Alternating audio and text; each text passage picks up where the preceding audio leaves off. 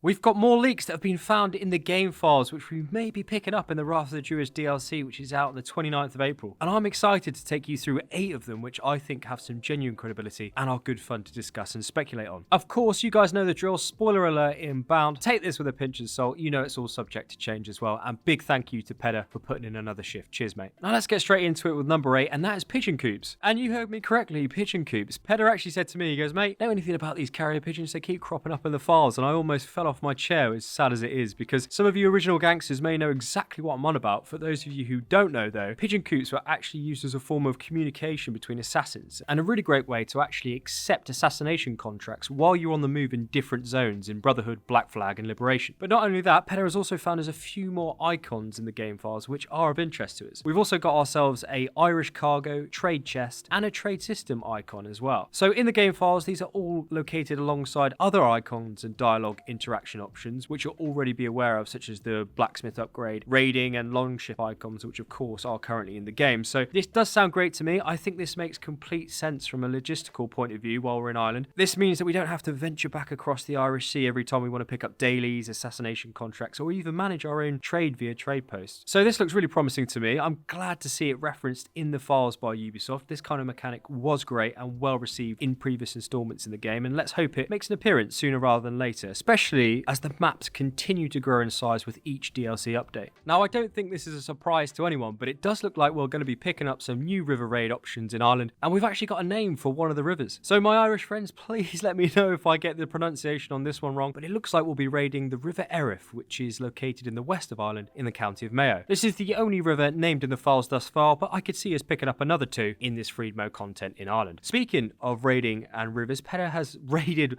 more game data and put together a bit of a showroom special on a few different ship cosmetics we may be picking up in the future. So we do have ourselves the werewolf scheme, which I showed you in the previous leak video, but he's also managed to dig out this fantastic elf looking scheme, which gives me big Lord of the Rings vibes, to be honest. So well done designers, I can get behind that. But there's also something a little bit more here. Access the Animus made a 500 IQ maneuver, and notice that the Yggdrasil tree logo which appears on this ship is actually the same logo referenced on the Order of the Ancients medallions, and the medallion on Shay's belt and robe, which is an amazing detail to actually connect to. So fair play to the team there. That's really great work. I've linked their video down in the description. It's definitely worth your time and well worth a watch. But it doesn't stop there though, because we've got more ship cosmetics. So just to be clear, these are in the game data, but they're not yet named. So we've got this cool looking steamboat with a Gatling looking minigun at one end and some sort of steam powered pump at the other. And it's also got a massive Abstergo logo on the front of the sail. So talk about flying your colours. We've also got another Isu orientated ship piece here, a night godly looking figurehead with a fantastic coat of arms on the front of the sail and a Christian apple of Eden potentially on the back. So it does look like a sovereign orb that a monarch holds when they're being coronated, which is actually a symbol of godly power, which is very interesting. Furthermore, we've also picked up a snake cosmetic for this one. It's very cool looking, I've got to be honest, with another fantastic coat of arms on the front of the sail, which seems to be a trend here. So do you guys recognize any of these emblems at all? So let us know down below if you do. Maybe give us a hint of what or who they represent. And finally, my favourite probably, the House of Baratheon ship with a very interesting looking Isu sail there. Stags on the front and back, and I actually think that if this does appear in game eventually, I will probably be using this one. I think it looks badass. Cheers, Pedder, for digging all these up. I do feel like a bit of a longship salesman now. Finance options are available. So coming in at number 6, Tara Hill is an ancient ceremonial burial site that appears in Irish mythology quite a lot. It's a real life thing, and it's older than the ancient pyramids of Egypt, and according to tradition, it was the inauguration place and seat of the High Kings of Ireland. I feel like this particular leak is quite important, spoiler-wise, for the game, and I just want to flag that before I do continue, just in case you'd rather not know about this. So I know we're speculating at this stage, especially with this game data, but many community commentators have spoken about the Stone of Destiny, and I genuinely believe this is legit, so feel free to skip forward if you'd rather not know. I always include timestamps in the video toolbar down below. Okay, well, so it actually seems in the game files that we're going to be destroying the Stone of Destiny at Tara Hill. So some of you may know what the Stone of Destiny is, but for those of you who aren't familiar with it, the Stone of Destiny, which is also known as the Lefale, is where all the kings of Ireland were believed to have been crowned on. So this stone plays a big part in Irish mythology and culture, and the stone itself was actually brought to Ireland by the Tuatha Dé Danann, who are believed to be the Celtic Isu in Valhalla. Now, allegedly, when the King of Ireland actually puts his feet on this particular stone, the stone itself is supposed to roar in joy over the country and grant the king a long and healthy life. Interestingly enough, there's actually a story in Irish mythology about Coops Cuchulainn, who is believed to be the reincarnation of the two-hearted Danann god Lu. Now, according to myth, Cuchulainn took his protege, Lagertha, to the stone so he could put his feet upon it and be named king. Now, the stone itself didn't actually respond to Lagertha, and Cuchulainn, in a fit of anger, broke the stone in two with his sword, which actually resulted in the stone never crying out for joy again, which is very, very interesting and sounds very familiar to what this game data file is telling us. Now, moving on to number 5, and let's talk about some NPCs and cool transformation stuff. Interestingly, Peda has found references to 2 Drengr in Ireland, which is actually quite surprising if I'm honest. I personally really enjoyed the Ragnar Drengr fights throughout the game, and I would actually welcome more in this expansion.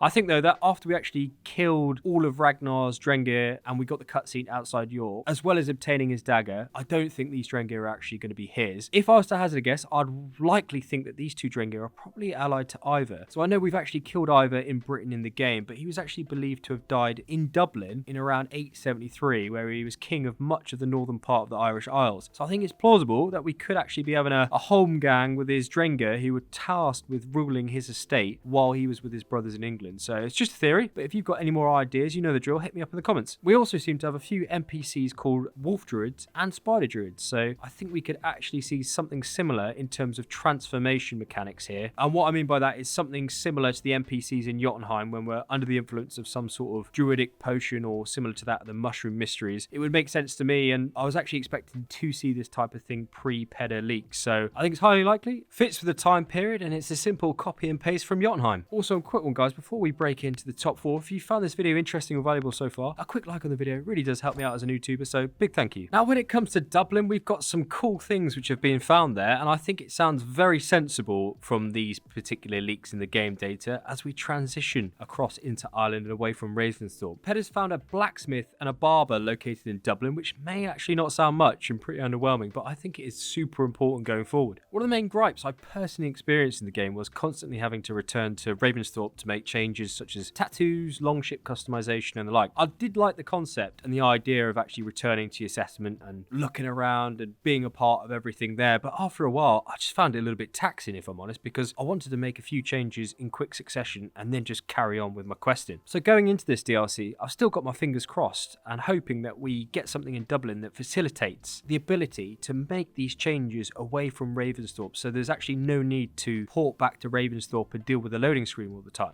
Now, this does mean that we're going to have to port back to Dublin to make those changes, and surely it's going to be a quicker loading screen than porting back to Ravensthorpe. Well, I hope so anyway. So Mastery Challenges, they're coming, and they're going to be our new game mode alongside the River Raids in Wrath of the Druids. Ubisoft have said via a press release that a master arrives at the settlement, inspiring Eivor to train and perfect challenges to become a master herself. Now, this is where it gets exciting, and it's so much fun to talk about and speculate on this kind of stuff. But remember, folks, this is not confirmed, and it is subject change, but saying that, the name is in the game files, which is encouraging. Now, who is that master? And I honestly think that it may be Lagertha. So if you haven't watched the show The Vikings, Lagertha is a world-renowned shield maiden who fought in many battles and was married to Ragnar Lothbrok and mother to Bjorn Ironside, who is famous in his own right and mentioned in the game as well. So Catherine Winnick, who is the actress who plays Lagertha in the TV series, recently posted this picture on her Instagram, which is a Valhalla game gift box from Ubisoft 4 months after release, which is very, very interesting. In fact, and I hope I pronounced your name right, mate, but Bahaska on Reddit even said, imagine if Catherine Winnick plays someone in the DLCs. Well, I think she may have already finished her recording for it, dude, and it's all been hushed hush. On top of this, Peda actually found this very interesting game request in the game data, and it says, report to Lagertha, which is absolutely awesome. And on top of that, this wouldn't be the first AAA game that she's actually voice acted in. For those of you who played Call of Duty World War II, you may recognize her voice as Marie Fisher in that particular game. So she has experience there. Remember as well, we also have the Lagertha axe, which you can find up north by Hadrian's Wall, which is also another nod to her character in this game. And I think there's a lot to unpack here, folks, but I gotta say, I'm very excited and I really do hope to hear her in the game going into the DLC. Fingers crossed. So we've got our master to report to. Now, if we actually take a look at the Mastery Challenges promo art, it also looks like we're going to be pinging arrows at a variety of different ore jars, and which I suspect accrues you more points within a specific time time period, I'm sure we're all thrilled about the look of that one. But this does seem to tie in quite nicely with two other things that Pedder has discovered in regard to the mastery challenges. We've got ourselves a learned mastery dodge melee spell and a horsebow mastery DLC add-on spell. Now, Pedder suggested to me that these two mastery spells could actually be the new skills that he found in the files, which we talked about in the previous leak video. So we reckon by completing these mastery game modes, you may be able to unlock these new skills, which makes complete sense, to actually complete an archery mastery challenge and then receive a horsebow mastery spell, which allows you to continue fire burning arrows from horseback without the need to activate the fire strike ability. So the same thing goes with the mastery dodge spell as well. So being in melee combat and being able to push and dodge past enemies without losing footing would correspond nicely to this mastery leak as well. Now the thing is, Pedder couldn't find any reference to the third that would correspond to the shield flick spell that he's found, but I can actually envision some sort of mastery challenge involving the world-renowned Master Shield Maiden Lagertha we just talked about. It would make complete sense and all tie quite nicely together, but we're just going to have to wait and see. Now at number one, and that is something very interesting that's been cropping up and doing the rounds at the moment. It was first discovered by JorRaptor, I believe, and that's meteors flying down in England while players are running around the countryside. So this has been elaborated on by Jonathan recently, and I'm pleased to say that Pedder has also found some references to meteors and a third DLC in the game files. Pretty exciting stuff. For a little more context, Jonathan is known for having some Ubisoft insider contacts who provide him with reliable info, and that's ended up coming to fruition many times previously. So they've told him that due to the superb sales of Valhalla, more resources are being reallocated to Valhalla to create a third DLC instead of working on one of the future game installments, which has been pushed back due to COVID, as you'd kind of expect really. But the team now working on this third DLC, codenamed Meteor, and Pedder has found some more references of this development in the game files. And this is what we've got so far, and we have absolutely no idea what it means, but it's there in the game files preloaded by Ubisoft. So it does seem that these Meteor and DLC 3 leaks seem to be the beginning of a third DLC, which is currently in the works. So if you guys have any idea what these references may mean game-wise, let us know down in the comments. Now, it also goes without saying, outstanding work by Pedder, and a big thanks from all of his mates. Some really great info and talking points to take away here. Thanks again. And big congrats to Paul and Atlas, who both won our weekly community photo mode competition on Discord last week. So if you're interested in hanging out with some cool people, hit the link down below in the comments, and we'd love to see you in the lobby. But more importantly, what do you folks make of all this? Let me know down below as well in the comments. I always enjoy having a chat. And I think that'll do it for this one, guys. So I hope you enjoyed the video, and as usual, coffee's on me.